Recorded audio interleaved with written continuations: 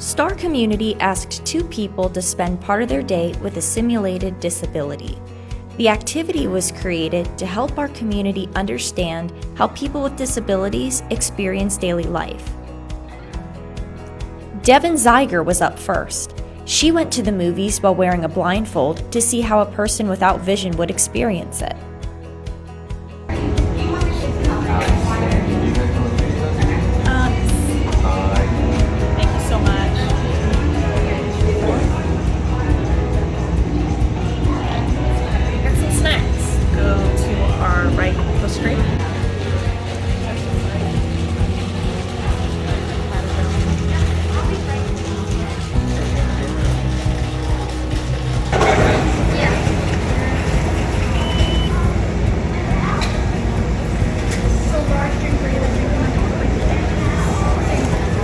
This goes all the way down to the window and the top of the window.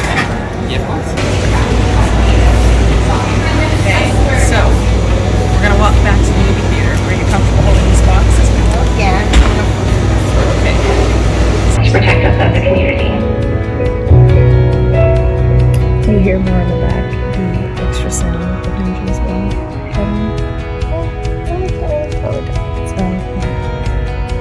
Really good, yeah.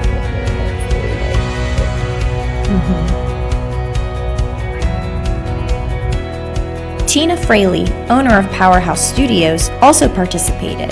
She used a wheelchair while experiencing her workday as a personal trainer.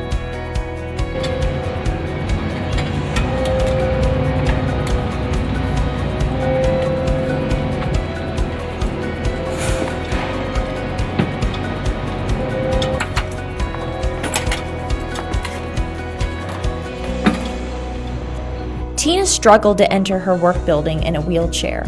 A passerby saw Tina and came to her aid. Would have been able to get over that hump. I mean, I'm sure I'd have figured it out eventually over and over and over again, but we might have been pretty bruised.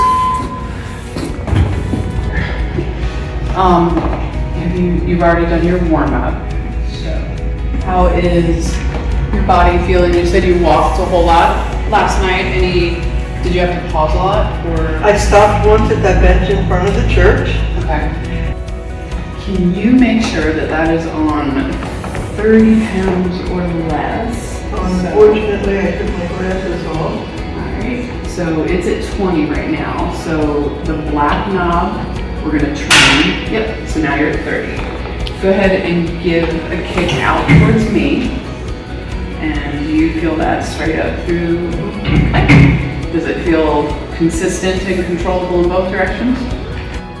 I can't personally reach the green ball that's behind my bars.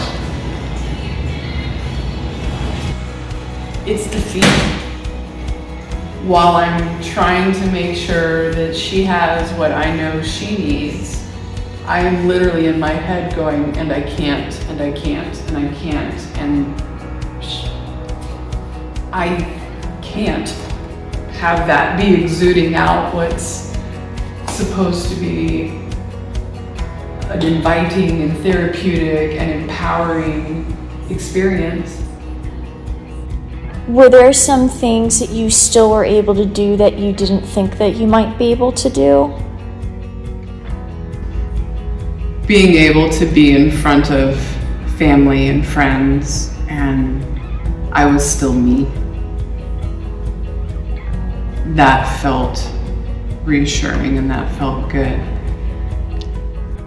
Devan and Tina sat down with Dan, who is blind, to share their experiences and learn more about what it's like living with a disability.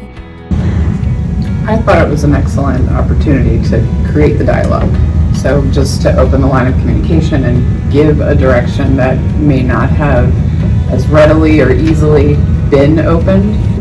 And when Sylvia said, oh, perhaps, when someone that's blind goes to a movie. And in the back of my head, I was like, wow, blind people would like to go to a movie? Honestly, I honestly felt bad personally, because of course you would want to go to a movie. Movies are awesome, but you're not the first person to have that misconception, because absolutely. And I I don't fault people who don't think about it, because not a lot of people do. And this is true for anybody. You can talk about it, you can kind of sympathize and you can understand where people are coming from, but until you've experienced it for yourself, I think that's what's going to give you a better understanding. Absolutely. Do you like make a picture in your mind I try as you're to. watching it in a Yes, way? I try to, again, based on the description, and that's something that the audio description does a really great job at. So I'm not familiar with the audio description. What I exactly would is that? love to show you that on my phone. I can take a movie and show you all kind of what we're dealing with. I can see my phone and I can't do that. Oh, here we go. Ant-Man, I'm pretty sure has it. So we'll probably do that. Oh, Ant-Man was good. Yes.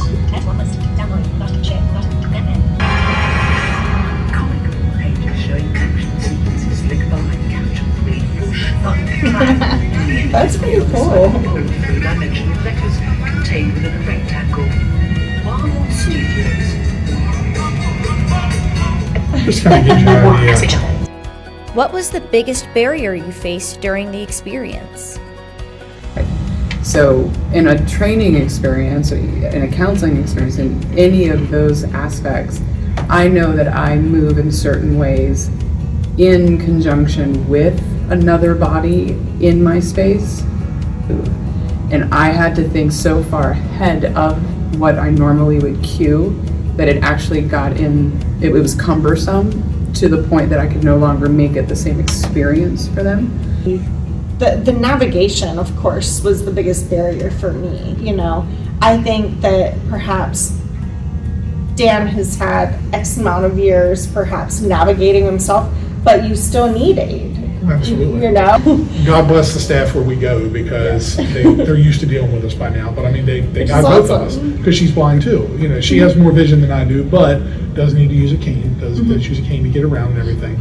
And they're guiding both of us at times. Sometimes I'll go see one thing, she'll go see another. So it's kind of split down the middle. But it all comes down, like you said, about the willingness to learn and the thing. If you won't do it, not everybody's going to do it for you. Well, when I was trying to get back into the building, that was when we had a knight in shining armor at the top of the stairs, right on time. I did not want to ask you for help. I wanted to let this experience play out. I wanted to see where I wound up. But that is part of it. We think we can do it by ourselves. We know we're capable. At least we think we're capable, and that's why I think we do it. That we don't ask it. It's like you said, you wanted to see where it was going to take you. Right. If you did it on your own, and that's sometimes what I do. I'm usually the one that's past the point of refuge when I realized it. Probably should have asked the people 5 or 6 feet back that way that aren't there anymore. Now you're lost. Congratulations. Going backwards. And your last thought is, I think I've learned something from this. I learned that I am the worst at asking for help. So I've also learned, though, definitely. In that same store, I've also learned that if you run into something, people will show up to help you. Faster than you would imagine. We have great friends that are very good about helping us if we need it, but we do things ourselves. We like to be as self-sufficient as we can. Do we need help? Absolutely, and at times we ask for it. We can't always get where we need to go, but for the most part, we're doing it. We do it not because it's amazing, not because it's fantastic. We get out and do it because we got to do it, because if we don't, nobody's going to come and do it for us. It's just life. But it's life. You live it and you make the best out of it. That's a really good point to end on, I think. Yeah, thank you. Like I said, thank you all, honestly.